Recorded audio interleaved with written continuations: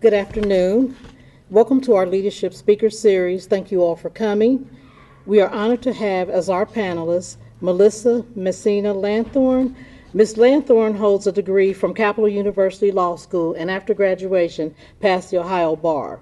She began her career in private practice with mentors like Mike O'Grady and David Kopech, managing a local judicial campaign, and during her first year, she was hired by Lori Tyack as the Civil Division Manager, where she managed a staff of over 30 employees. She has also held the positions of Executive Assistant to Treasurer Ed Leonard and later became his Chief Deputy. In January 2017, Melissa became Chief of Staff for Recorder Danny O'Connor as he began his first term. Cindi Becker. Ms. Becker holds a degree from Northeastern Business College and has a master's certification in Human Resources Management and Strategic Organizational Leadership from Villanova University. She has worked in Franklin County government for more than 29 years, working with Franklin County Recorder Joe Testa, and continued when he made his transition to County Recorder. She has also held the positions of Deputy Chief and the office's Human Resources Director. Mrs. Becker has spent the past 6 years as Franklin County Auditor, Clarence Mingo's Chief of Staff. Samuel Gresham, Jr. Mr. Gresham holds a degree from the University of Illinois at Urbana-Champaign and received advanced training from the Johnson Graduate School of Management at Cornell University and the Wharton School of Business at the University of Pennsylvania. He has served as Executive Director of the Ohio Commission on African American Males, Chief of Single Family Loan Management at the Department of Housing and Urban Development, and led the Columbus Urban League as President and Chief Executive Officer. Mr. Gresham's extensive background involves television, producing the longest-running Black talk show in the history of television, the first Black soap opera, and the first African American history lecture series on network television. He currently serves as Deputy Chief for Franklin County Treasurer Cheryl Brooks Sullivan. Their full bios have been distributed in your handouts. Please join me in welcoming our distinguished leadership.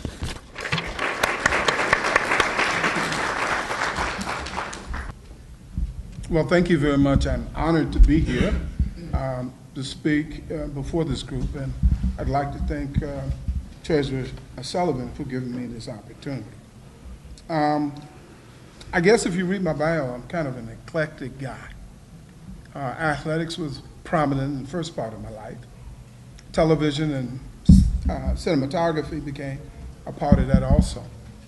But I moved into urban and regional planning, and I did that as a choice. As a child, I didn't know what urban and regional planning was. I took an assessment advice, and it told me what it was, and that's what I went to school in. I found out I really enjoyed working in all the fields that urban and regional planning provided me. What I liked most was working in the communities, and I was a community development specialist. From a leadership perspective, I rose in organizations because people had an affinity for me, and I liked talking my mouth. And I thought I had good ideas, and I'm not afraid. I think one of the things about leadership, it's a risk. So you have to be able to accept that risk and the things that are good for you. I'll say that there are three people who are very important in my life. My father, first of all, Samuel Gresham Sr., Dean Clarence Shelley from the University of Illinois, and my mama. Those three people had a profound effect on me. My philosophy in management is working together, interrelative, build a dream, build a vision, and let's make it happen. I think one of my deficits that I really worked on was quantitative methods when I was coming to school. Remember all that mathematical equations and computations and all of that? That was a weakness for me. But I'm a numbers guy now. I'll crunch numbers with the best of them, but I love people. I think that gives you some perspective on me. Well, I'm not all that interesting. But just to give you a little bit of my background and how I came to be where I am today. I grew up in a very small town in West Virginia called McMacken. I'm sure none of you have heard of it.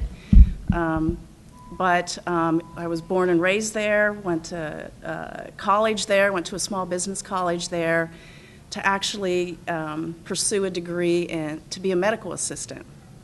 When I graduated from school, I went to work for the leading eye surgeon in the state of West Virginia, who happened to be in Wheeling, and I worked for him for 3 years. My husband and I at the time were engaged and decided that as long as we stayed there, we were never going to get married. So we packed up and moved to Ohio. I started working for an ophthalmologist here right out of college. That didn't go well for me because he didn't have any patients. So, I started trying to figure out, what do I want to do? We're getting married, what do I want to do? Went to work for a bank. That didn't work out for me. Wasn't a numbers person. Liked being around all the money, but didn't like being around all the money, I guess. So went back into the medical field, went to work for a dentist, and by this time I was married, found out I was pregnant, and was let go. So I tried to figure out again, what am I going to do?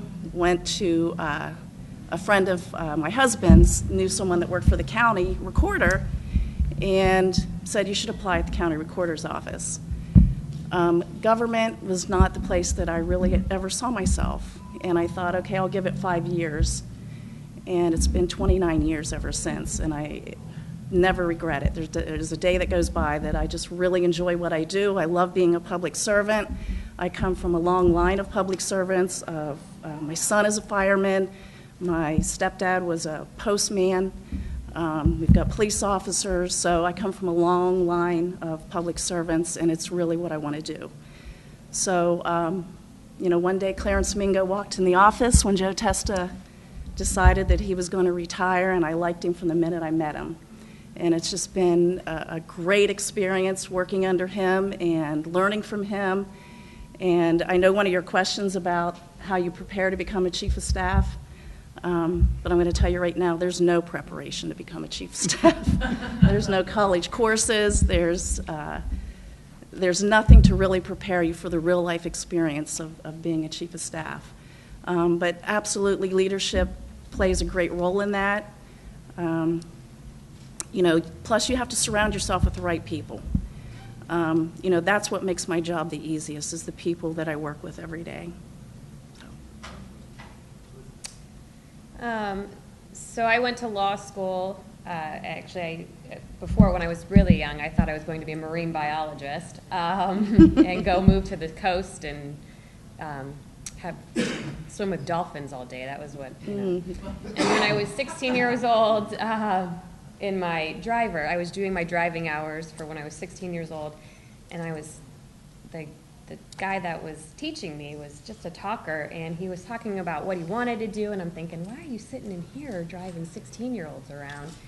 And I was trying to give him ideas and help him as to what he could do to achieve his dreams and what he really wanted to do. And he looks at me and he goes, you should be a lawyer.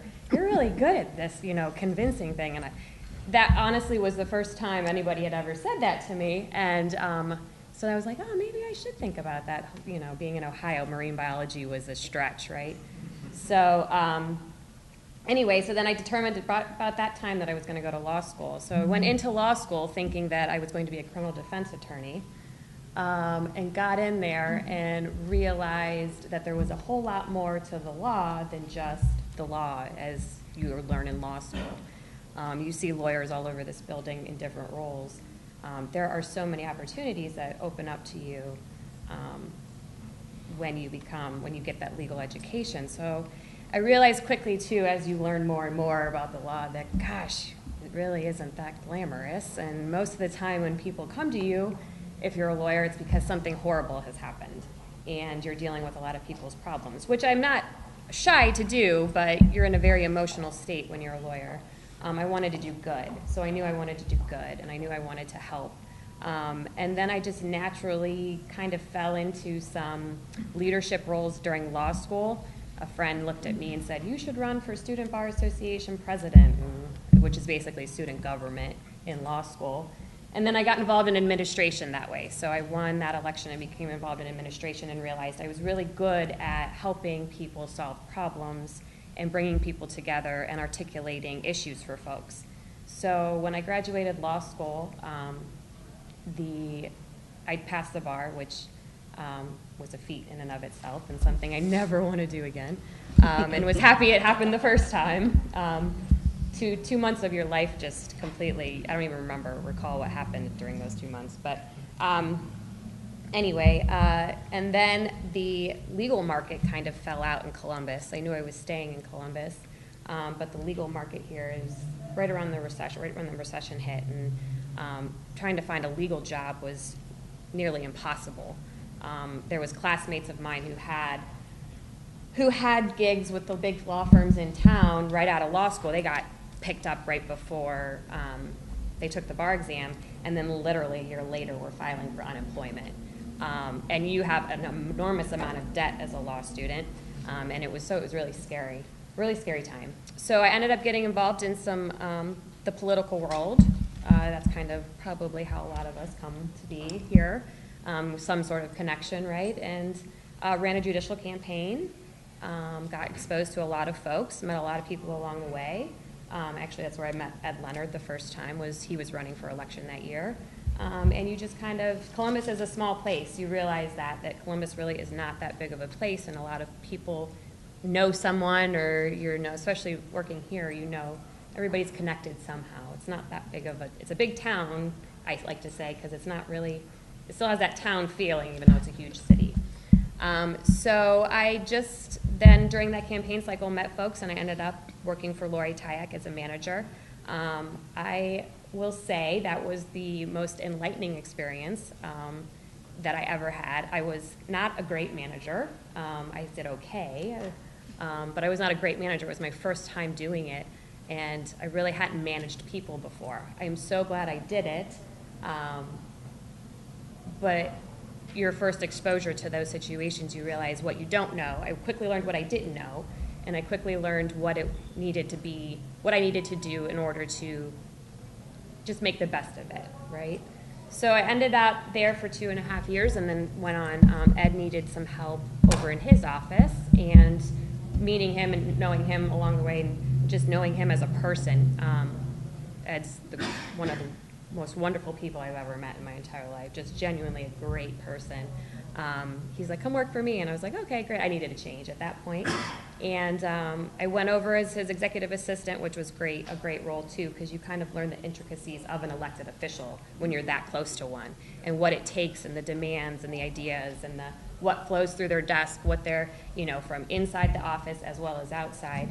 And his chief of staff then moved on while I was with him, and I lobbied him to become his chief deputy, and was with him for 4 years. And then elections be as they may, right? That happened in 2016, and he was no longer the treasurer. And again, elections be as they may, and Danny O'Connor got voted in, and I went over with him in January of 2017, and that was a great experience too. It was a transition. I've always come into places that had already been established. I hadn't actually been through a transition before. And with transitions, they're scary, right, for everybody involved. From the top to the bottom, they're scary. And it's change. And I was able to go in and have that experience, hiccups and missteps, but also successes and triumphs too. And now we're in about 1.5 years with Danny, and I think we've got a great team in place. To what Cindi was saying too, you're only as good as the people around you, and we've got a great team in place, and just kind of going through. So I've learned a lot over the almost 10 years I've been in the building, and it's been a great experience. I love public service, I really do. It's rewarding, and it's a good place to be. So. Thank you. I have to agree with her. I know Ed Leonard, and I know Treasurer Sullivan, and that transition was so smooth, and I really appreciated being close to that and seeing that relationship. Generally, politics aren't that way, but kudos to both of them, former Treasurer Leonard and current Treasurer Sullivan. They talked constantly through the transition, and it's helped with the offices, because we have to remember that the people who work for them, they're staying. We try to make everything political, but public servants are public servants. They're only under that person because they got elected.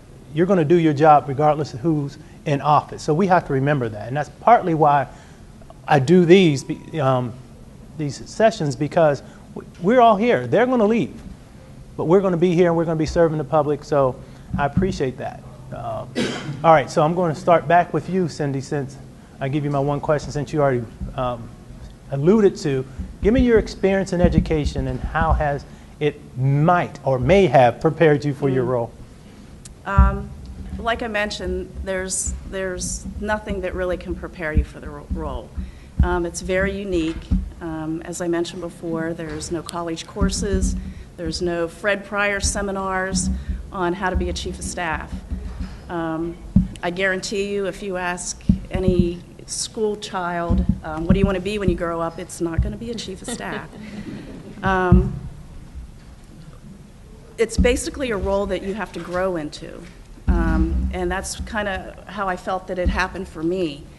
You know, I started in the office with the auditor as his director of HR, and then moved into the deputy chief of staff, and then, you know, then the chief of staff. But I worked very closely with the prior chief of staffs, and then under the advice and counsel of the auditor, again, just kind of grew into the role. You know, you have to have a strong understanding of the people you work with. You have to really rely on your staff. And at the auditor's office, we're very fortunate. We have a very strong staff. We have almost 200 employees with the auditor's office and the data center combined. You know, again, we have a strong leadership on both sides of the office with the auditor and the data center. But really, the office is split into, or the chief of staff role is kind of split into two sides. You know, one side you have the office, you have the operations, you have the staff. The other side is purely relational, and that's with the elected official themselves. And you have to have a strong relationship with the elected official. You have to know and think the way that person does. And I'll be honest with you, you know, Auditor Mingo is a thinker, and I always hate when he has free times on his hands because I never know what's going to come out of it. But he's a thinker, and you know, so always anticipating the questions they're going to ask, always anticipating the direction they want to go.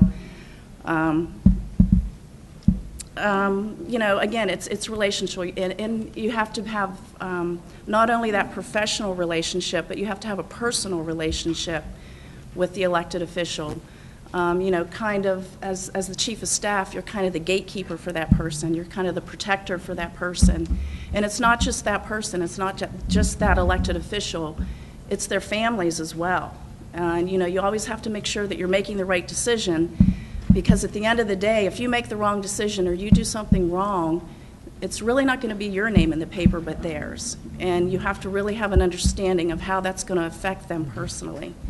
So, you know, when I walk in here at, you know, 8 o'clock in the morning, my day doesn't end at 5 o'clock.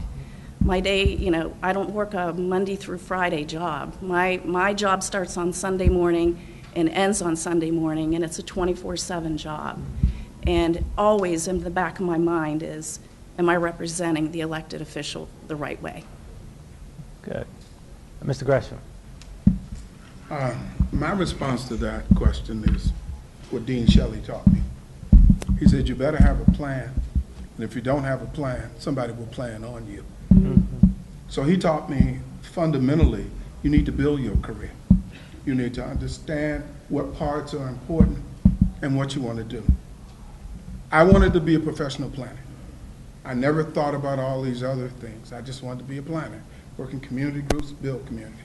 So I started in Champaign County at an RPC, Regional Planning Commission, for those who may not know what that does. I was an assistant there. I learned a lot. My plan said, you want to work in a small organization, go to a medium-sized organization, and then work in a big organization, and then have your own organization. That was my plan. So I worked at the RPC, and I worked there for a year and a half, working with farmers. Now, you imagine this black guy out in the field, working with farmers, dealing with issues. I learned a lot about culture, and I learned a lot about myself, because I'm an urban kid from the west side city of Chicago, but I'm in Champaign County out there with farmers. I learned how to relate to people also. And I learned how to take a risk. A black man going in a barn in Champaign County at 9 o'clock at night is an interesting experience, and a lot of you may not have had it, but I have. What I learned from that experience is you always got to prove yourself. Every time you walk in a room, you got to prove yourself. You won't have nothing. I left the RPC, and I went to work for Jack Huddle and Tom Moody. I don't know how many of y'all remember Tom Moody as Quietly Effective. I worked there, and I came in at a beautiful time because it was the development of the community development block grant, and they had taken all these entitlement grants and put it into one block grant. So I came in there, and I really ended up being a flunky. We would go out and meet with the community groups. I had to copy the papers. I had to do all those things, get the presentation together. Again, I engaged with community people until we came together with the whole plan for the city. Once that plan was done, they gave me a community that I was going to work with. And it was the area east of I-71 and north of Broad Street. So that whole northeast quarter, my staff, and I had 5 people they gave me. We worked that whole quarter. I learned so much working with community groups, and I did that for 5 years. I left there, and my next plan was to work for a big group. Remember? I said I was going to work. So I went to the Department of Housing and Urban Development, and I went to HUD, 200 South High Street, and worked for Sylvester Angel.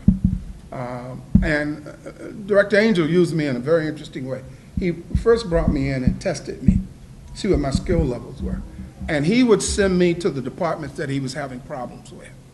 And my job was to go into that department, straighten it out, and then turn it over to somebody else. Boy, you're talking about a learning experience and how to stay on your feet and quickly move things around, coming into an organization and learning. And he gave me some great assignments. I went to Washington for a year working for HUD on UDAGs, Urban Development Action Grants. I don't know if people remember that. But I made a lot of contacts when I was in Washington. And I was trying to build my career, but I wasn't sure if that Washington crowd was the crowd I wanted. And let me give you an example. First thing they asked you, what was your GPS rating? Your government rating. Then if you didn't have a certain level, they didn't want to talk to you no more. So I didn't like that type of crowd, so I decided Washington was off.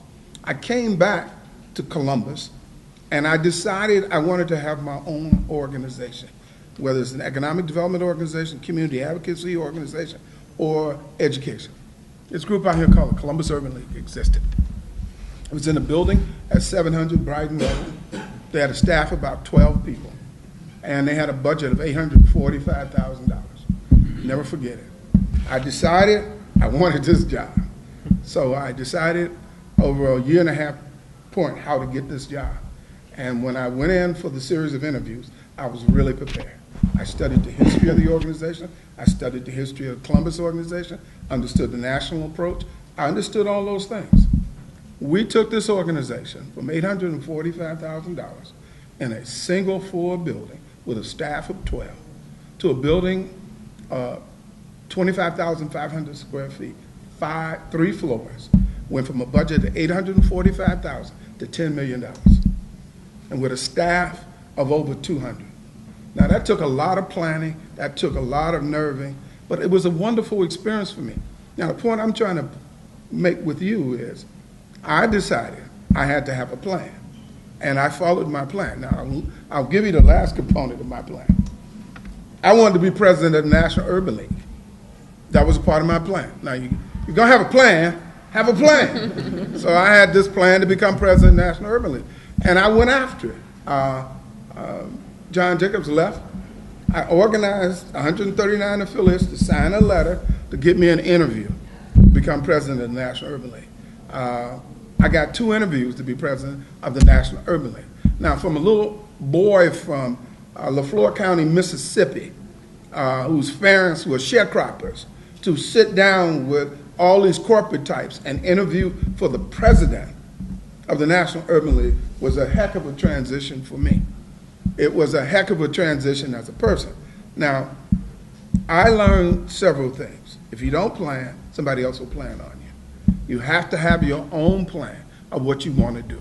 And you have to move forward with that plan incrementally. Now, the other thing about a plan is, you may want to change it, but at least have a plan. Just don't be a drifter. This is what I want to achieve. This is what I want to achieve, and move back to do that. Some people say I'm very aggressive, and I don't apologize for that. I am aggressive, but I'm a nice guy. I have goals and objectives I want to achieve. Now, final thing I'll say, in order to be good at management, I think you have to study it. I think you have to understand its components. You have to understand how you fit into that, what your style is. And you alluded to, on my resume, I went to Wharton to learn how to align an organization. I spent a whole year, how to take it from mission, vision, values, and objectives and strategies, and how to push that organization out at working.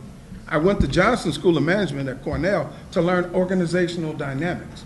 And what I mean by organizational dynamics, what are the proclivities of systems, of people, how you bring that culture together, and how you create that culture or work with that culture to create a vision that you all can work with and figure out how you move forward. So studying and planning, remember my undergraduate degrees in urban and regional planning, have become a component of my life. And I really believe that you need to have a plan. Thank you. Melissa? Some people can do it, some people can't, and it's not saying that it's good, bad, or indifferent. It's just the way it changes. It truly changes your mindset and the way you think. So I went already in as a problem solver, and it helps you hone in on your critical thinking skills and your ability to look at things from different perspectives. Because at the end of the day, what lawyers mostly do is battle against each other, to hopefully make somebody decide, a judge ultimately in most situations, what the right answer is. Who is that really the right answer? That's the philosophical question that we have. So anyway, it changes the way you think. So I think that as a chief of staff is a skill that I've learned. Again, I think I inherently had it in me. I'm trying to solve the my driving edge instructor's problems, life problems, right? So I think that it was inherently in me, but the ability to think critically in tough situations was helpful to learn and to evaluate, to help me kind of grow into being a leader particularly an elected official. And then also, I found that throughout my career, it really comes down to people, too. You can have the most grandiose ideas, or your elected official can have the most grandiose ideas. I, too, am fearful when Danny has a lot of time to himself, because then he comes in with a laundry list of ideas. The staff is shaking their head, yes, that's so true. So that you have to then use and think about all of the different ways it could be good and all the different ways you think it can be bad.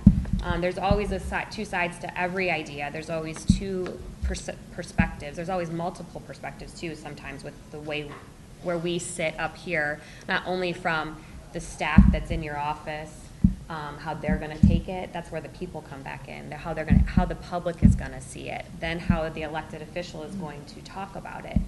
It's a very dynamic, global look that you have to have constantly. I feel like my head's on a swivel constantly to make sure you're looking at all of the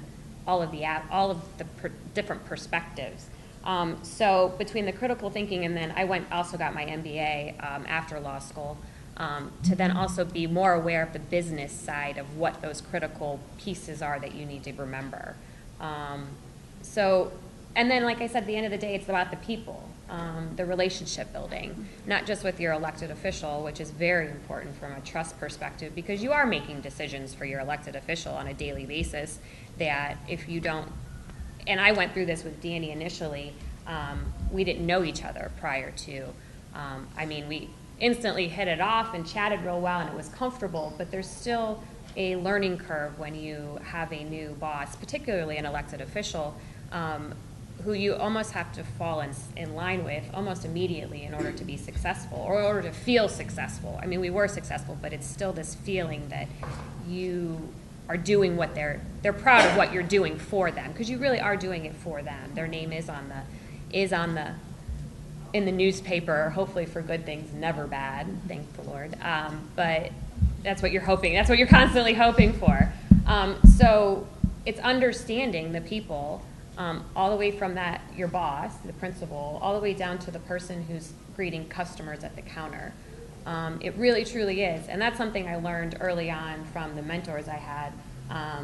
Mike O'Grady was an attorney who's been around for a long time, and he's since passed away a few years ago. But one of the things he told me when I was a new lawyer was, you always treat every single person as if they're the center of what you're doing right now. We would leave the parking garage, and I remember this, to go to meet a client. We were always late to go meet clients when I was working with him, but he would talk to the lady taking the ticket at the ticket booth going out of the parking garage. Hey, how's it going? How's your daughter? How's this?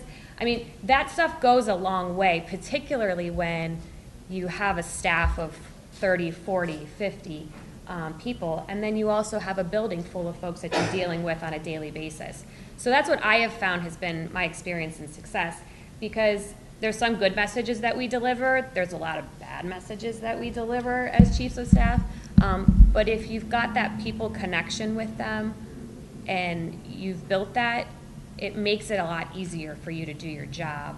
I mean, there's still horrible conversations that we have to have, but I think the respect for you as a chief and the respect for your elected just grow if you keep that people piece in mind. So whether or not that's, in a book somewhere, I don't think, but that's something that I've learned along the way that has made it easier for me to do, and I've grown as a leader in doing so. Well, thank you. I'm sure you'll put that in a book if it's Right? not in a book. Yeah, right. I want to take a question from the audience. Anyone have a question? So that's no. Great. We're done?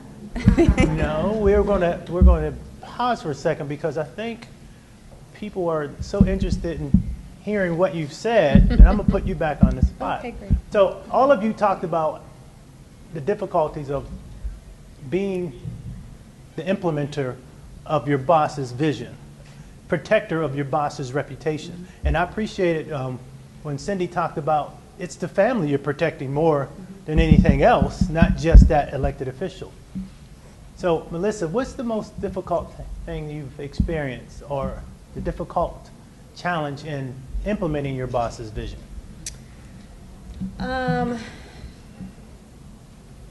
It's often difficult to try to implement. You often have to say no, and I'm often saying no to my boss. Not because the idea isn't great and the vision isn't a great idea, but they are elected officials, and they are in a different, I don't want to say a different world entirely, but they see things through a different lens than people who, because they're not in the office every single day necessarily, all day long, dealing with everything that we all deal with, right? And they do get, and they're out in the community. They're hearing things from folks. They're hearing ideas. They're hearing, and everybody has an idea. Everybody has a different perspective. And they're hearing it, and they think, oh yeah, that sounds great. And they come back and they're like, I want to do this, and they're really adamant about it. And this is I'm assuming these folks get it too. This is any elected official. Why don't we just do it this way? And it's like, well, no, we can't. And then because you're looking at it from internal perspective, you're also looking at it from the other 15 public perspectives that are out there. And so implementing, then you have to find that happy medium of finding that way to implement that idea that gets what they're trying to achieve, but it's not initially what they came up with. It's a little bit shinier of a version of what they came up with. So they still feel as though their idea is being achieved, but it's working for what you know will work within the office and for the public who deal with your office regularly. So that's probably the most difficult piece of trying to implement, and then implementing it in a way, and you're always going to implement something that you're like, oh, I didn't think of that, and then being quick enough to be like, okay, let's alter it here so it does have the same effect, but it's not going to have the negative effect potentially too. So that's always the trouble with their ideas. All right. And they all have ideas. There's No. never a want for ideas, that's Right. for sure. So, That's their job. yeah. Okay, so this is directed to Mr. Gresham. And I'm going to have to preface this with some background, because I know you don't remember this. So you talked about you was from Chicago.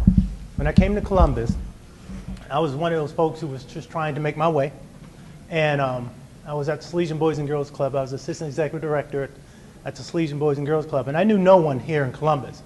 And I found out that you guys, I'll tell you who those you guys are, you met often with a group of people to discuss what was going on in Columbus.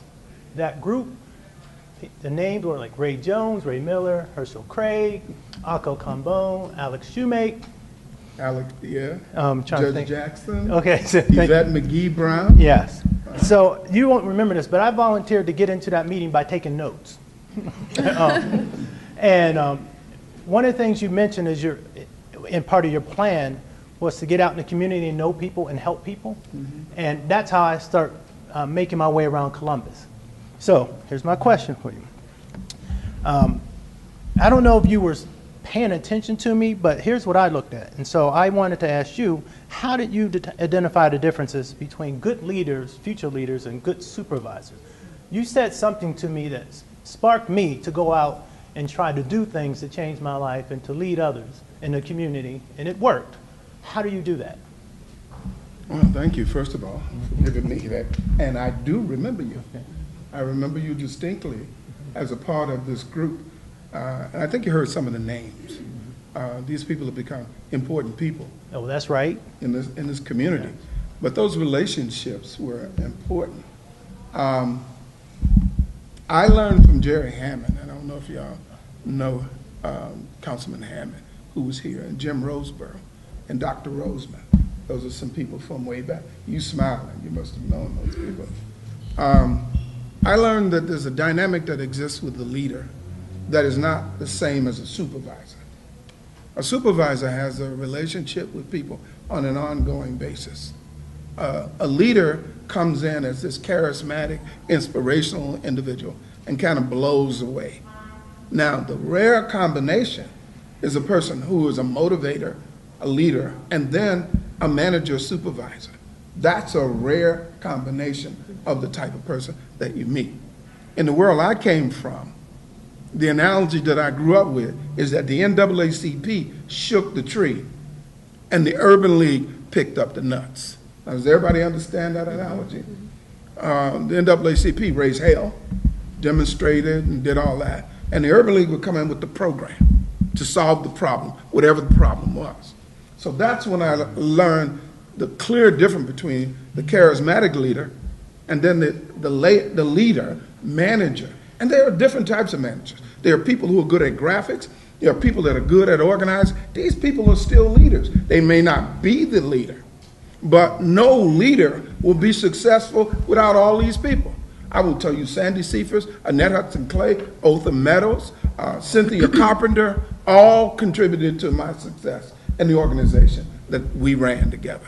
Nobody works for me. We work together. We paint a vision, and then we go pursue that vision. I think one of the things that I learned about leaders, and I'm kind of a combination.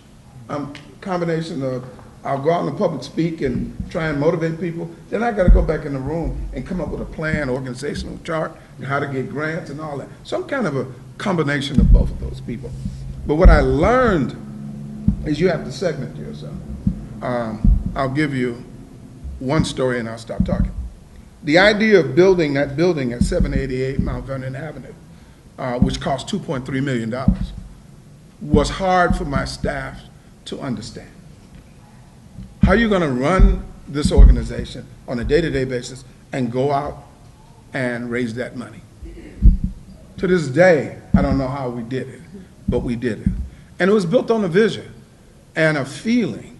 Once you get a feeling and have trust and you believe in whatever you're doing, you can do anything, all right? If you get an organization going, everybody believing and they're kicking and the juices are flowing, we can overcome problems. I'll tell you, my staff here the other day, the leader wasn't there. The assistant leader wasn't there. They didn't miss a beat up in cashiering, if you know what part. They didn't miss a beat. They came together, solved the problems, and moved forward. Man, I love that. I love it when people work together and can share a vision. Now, people will laugh at you when I say this. If you can touch it, you can feel it, and you can believe it, you can do it. You understand what I'm saying? If you feel it, you touch it, and you believe it, you can do it. You can do anything you want if you dedicate yourself to doing it. And my final point on manager versus a charismatic leader. That's the definition I'm going to take. Charismatic leader doesn't have to do the dirty work that managers have to do. Managers have to do the dirty work day to day, coaching people, dealing with systems, making systems work, changing systems, firing people, hiring people. Charismatic leaders don't do that. They roll into town, give their speech, and they move on. But you got to do the dirty work. You got to get into the guts of the organization. You talked about transformation of an organization is the most difficult thing to do. Moving that organization from one point to another. Yes. But it is not, it's skill. It's planning. It's scheming. It's visioning. It's coming together. And then doing the hard work. Stay up to 3 o'clock in the morning to write a grant. You're passing out food to people. We got to get that grant in by 9 o'clock tomorrow morning. We're up there till 3 o'clock at night, writing that grant, getting the last part of it together. When you get a team like that together, and they're humming, there are 2 levels. Charisma on the leader, but the day-to-day management, coaching, putting systems in place. That's the distinction between the 2. Thank you. So I'm going to come to Cindi. Cindi, I know you have a long history in human resource management. Mm-hmm. And if I'm not mistaken, that was your role before you became chief of staff. So you should be able to hopefully answer this question. In your role as chief of staff, how do you personally develop your staff members from staff to supervisor to managers to even some directors? Give me 3 things that you've done. One thing that I've learned in this role, I think the first thing you need to do is listen to the staff. You have to understand what they want to do. I mentioned earlier how every time I had a transition in my life, I reassessed, what do I really want to do? You hire folks in to the office, and you hire them for a specific purpose, whether it's to process an application or take money at a cashier stand, or you hire them for a purpose and a need that you have, but is that really what that person wants to do for the rest of their life? So you listen in the interview process, and then when you hire that person, we found that meeting with the employees on a regular basis and really learning, what do you want to do with your life? What do you want to do? What kind of impact do you want to make on this office, in the community as a public servant? So just really listening to the staff and what they want to do. One of the other things that when I very first became chief of staff, the auditor had a list of things that he wanted to see me accomplish in the first year. So one of the things that we did was we implemented a training and development team. And this team meets regularly. The members of the team have changed over the years, but these are not necessarily just the leaders in the office making decisions on behalf of the staff, but their responsibility was to create opportunities. Listen to the staff, create opportunities, find ways that the staff could be learning and growing, whether it's through cross-training, whether it's through outside training, whether it's a financial investment in the employee, whatever it took. The auditor, his philosophy has always been, I want to make this place better when I leave than when I came in. And I think we should all strive for that every day, to be better. But it's more than just learning about cross-training and learning about what other people do within the agency. It's about learning how what we do impacts the community. So we've created opportunities for staff to go to different places within the community to really learn about what they do. Things that really don't have anything to do with, what their job duty is in the auditor's office or in the data center. It's about, going to Nationwide Children's Hospital and seeing the impact on the parents who have children there, and what that might mean as far as them being able to pay their tax bill, or going to Homeport and learning about how the programs that they have in place to help people buy their first home. And as many of you know, the auditor's office, we value all the property in the county. So when placing a value on that home, how's it going to impact the property owner of that home? We just recently had a guest speaker come in who was a Holocaust survivor. Again, nothing to do with the county auditor's office, nothing to do with county government, but it's an experience, and it's an experience that they won't have every day of their life. So helping to create those experiences for staff to kind of make them, help them with growth and development as a person as well as an employee. Okay. Does anyone have a question before I? Yes, Ruth?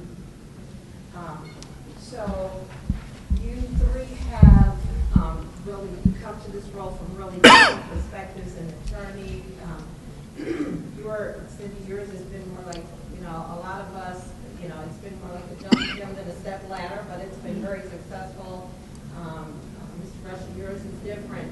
So how do you bring, and we kind of answered this, but I want to try and get it a little more. How do you bring what your niche is to support the office holder? So why did you say yes, knowing who you are and what your strengths are, what you bring? Why did you say yes to the opportunity, knowing that you're an attorney, knowing that that wasn't where you were headed, knowing that you wanted to lead your own organization? Why did you say yes to it all? Can I go on? Got that. I was in retirement, and that's overhyped, by the way. When people tell you go in retirement, they go on trips for 2 years, then they die. So, okay. Treasurer Sullivan called me and said she'd like to talk to me. I said, fine, let's go talk.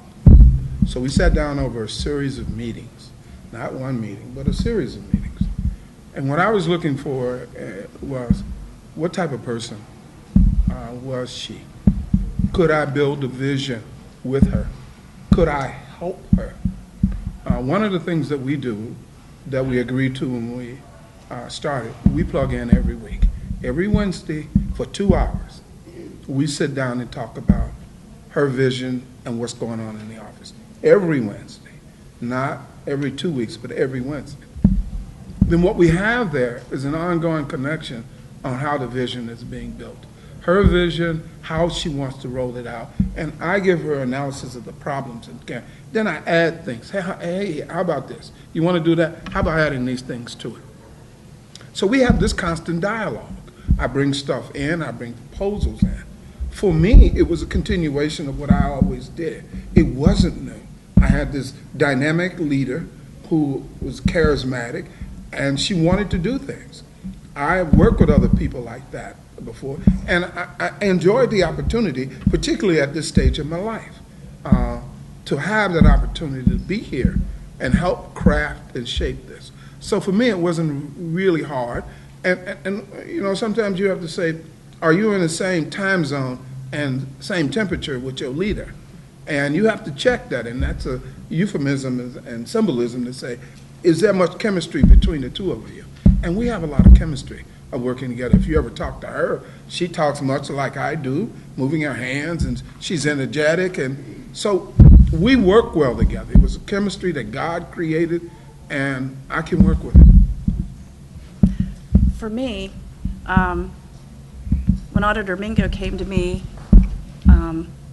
and talked to me about the Chief of Staff position, I didn't realize it at the time, but I was in an interview. So he was basically going through what his needs were, personally and professionally, what he was looking for in a chief of staff. And I said, you know, my HR background kicked in, and I said, I'll help you find that person. So in his very gentle way, after about an hour and a half conversation, I realized he's asking me to be his chief of staff. Once I got up off the floor and was able to, you know, look at him in the eye and ask him if he was feeling okay, it dawned on me that I felt that this man was headed for great things. And I felt that I really believed in him as a person, and I believed in his path and what he wanted to do in life. And I thought if I could just play a small role in that, that's going to look good in my eulogy someday. So, but it really came down to because I really believe in him and what he's trying to do. I really like it. There's days I don't, but I really enjoy being the person that people come to for help. It's just something that I've always had in me. People and solve problems and give advice. I never want, I always give advice, so whether or not you want it or not, you be prepared to get it, because I will always give it to you. And I'll always, you know, it's just natural for me to do that. So when I fell into management, and I literally fell into management, given where I was at, that's where I was able to hone my skills on management. Isn't just about, you know, the punching the clock and getting the papers moved and getting everything done and the docket go. It's about the people too and helping them get there. And I love that about what I do. You can give me a task. I'll sit down and do a task. There's days I want to sit down and just do a task and not have to. But I really, truly do enjoy being the problem solver for folks and collaborating with folks to solve the problem. I'll admit if I don't know how to fix it entirely, but I know where to go and who to turn to help fix it. So when, and there's also a component of a kind of understanding that big picture and that not just what's in the office every day but goes on around you. And I just had a knack for that. I was able to kind of picture things from a different perspective. Even though I had my own perspective, I was able to see others' perspectives. So I lobbied for the gig with Ed, and I'm so glad I did. He was a perfect boss to have my first chief of staff job for, because we did have a good relationship, and his kindness and his ability, and he was very patient and very willing to work, and he had already been an elected official for some years, so I was able to grow into my role with him. And he was able to teach me things, and I was able to learn from him. So that I took with me to the next elected official I then worked for, who is a very different elected official, in a different, great way too, but very different personalities. And then I was able to lead him and teach him and help him be that elected official for the first time, which was helpful too, and it's a growing experience for me. Again, that helping though, I'm just attracted to helping people. And doing it in a way that's positive and growth, and that you see positive outcomes for everybody involved. And I think that's on any level. You can have that on any level. So whether or not you're helping the person across the counter try and figure out their documents when they're coming to record, or you're helping a staff member with a particular issue with a coworker, or even at home. I mean, we're all people. We all have issues all the time, right? Life still happens to us even though we walk in the doors. Or if it's helping the elected official or the administration come up with a collective solution, I just like doing that. And I like to think I'm pretty good at it since I am where I am. But, you know, there's times that I fail miserably too. I'm not going to have that big of an ego think I'm perfect, because I'm not by any means, but I enjoy doing it. So if you like what you're doing, just keep doing it, I guess, right? Okay. So I'm going to give you a moment to think about, as I say, a parting shot. I want you each to think about one point that you want to offer the audience as a takeaway but I'm going to give you a takeaway that I took from each of you when you're opening. Melissa, while you were 16, you were willing to give advice and still be open to receive advice. That's impressive at 16, because clearly you're still doing that. So that shaped you. Some people think I don't take advice very well, but we won't ask anybody in here. Well, you only had to do it once. Right. And Cindi, I did not know this, that you had like 38 jobs. You had like 17 new starts. That has to make you feel courageous. You know, you weren't afraid to start over. And the things that you just took on, even when you said, you know, Auditor Domingo came and asked you to be his chief of staff, you first thought of how to help. In your earlier jobs, you were always trying to assist, always trying to help. So you still have that mentality, but you're helping a lot of others. Mr. Gresham, you were right when you said, if you don't have a plan, someone's planning against you. We kind of know that. That's obviously why you've become successful, and that's most of you should think about that. That's generally what's happening. Somebody either wants your job or wants you out of your job. So you make sure you have a plan for your future. So with that, tell me, I'll start with you, Mr. Gresham. Give me a takeaway for the audience. I think most of us, and I say all of us, operate on some level of emotion. We have intellect. Yeah, we have that. But there's a level of emotion in which we operate, and we get personal satisfaction, not monetary satisfaction, but personal satisfaction out of being successful, achieving things. I like working with Cheryl Brooks Sullivan because I like Cheryl Brooks Sullivan. I don't apologize for that. That's the first ingredient. I believe in her vision. And I think we're surrounding ourselves with a good group of people to be successful. But you can't do that without a good group of people, without a vision that you're sharing with somebody that you're believing in. And you have to have confidence in yourself. People look at ambition and confidence as a form of arrogance. It's not. Arrogance has no sense. Arrogance has no perspective. Arrogance has no feeling. Confidence has feeling. And confidence is transmitted to other people in your leadership role. Knowing yourself, knowing the environment, and having a commitment to your boss and to the people you're working with is very, very important. It's a key ingredient. Thank you. Cindi. One takeaway I would say, particularly about leadership, you know, with leadership comes great responsibility. With being a chief of staff or an elected official comes some privileges. But what you do with those privileges, what you do with those responsibilities, is where your character comes into play. You know, there's a lot of things that, you know, as basically the number 2 in the office, that we could say, you know, I want new furniture for my office. But really what you need to think is, does the person sitting at the desk 8 hours a day processing an application, do they need new furniture?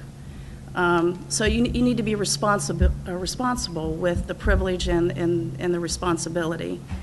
I would say, you know, in leadership, you know, you spoke about arrogance. There's no room for arrogance in leadership at all. Leadership, or arrogance and pride will take you on a downhill path every single time. You have to practice humility in everything that you do, every conversation that you have, every piece of advice, every decision. You have to constantly practice humility every day. And, you know, as Melissa said, you know, none of us are perfect. And, you know, every day I try to remind myself how important humility is. I keep a note in front of me every day, and I keep it there until I feel like I've well versed myself in it. Right now the note says, serve to support others. So until, you know, I don't plan to ever master that, but I feel that until either a greater need comes up or something I need to work on more comes up, that note will stay there, and I look at it every day. And as soon as I feel you know, you constantly have to keep yourself in check. And as soon as I feel that pride or arrogance taking hold, or even, you know, shown its ugly head in any way, you know, I remind myself, whatever that note says, serve to support others, that's why I'm here. That's good. Thank you. Melissa. One thing that I would take away is always, it's kind of along the same lines of what Cindi was saying, but respect and kindness. Oftentimes we're in the role we're in, we often see situations where people have been disrespectful or unkind. A lot of managers deal with that on a regular basis. I've found that if you always come from a place of respect, just a human respect, it doesn't hierarchy of where you are or anything else, just the mere being respectful as an individual, as a human being, because we're all human, we're all individuals, we all have our own lives, we all have our own thoughts. As long as you're respectful for that, even if you disagree, or even if you're not seeing eye to eye, or even if you're having a bad day. And even in a bad day, I think you can be respectful and kind. That gets you through just about anything. I'm trying to teach that to my 5.5-year-old and my 4-year-old right now, too, that respect and kindness really do take you, for whatever level you are, and whatever person you're dealing with.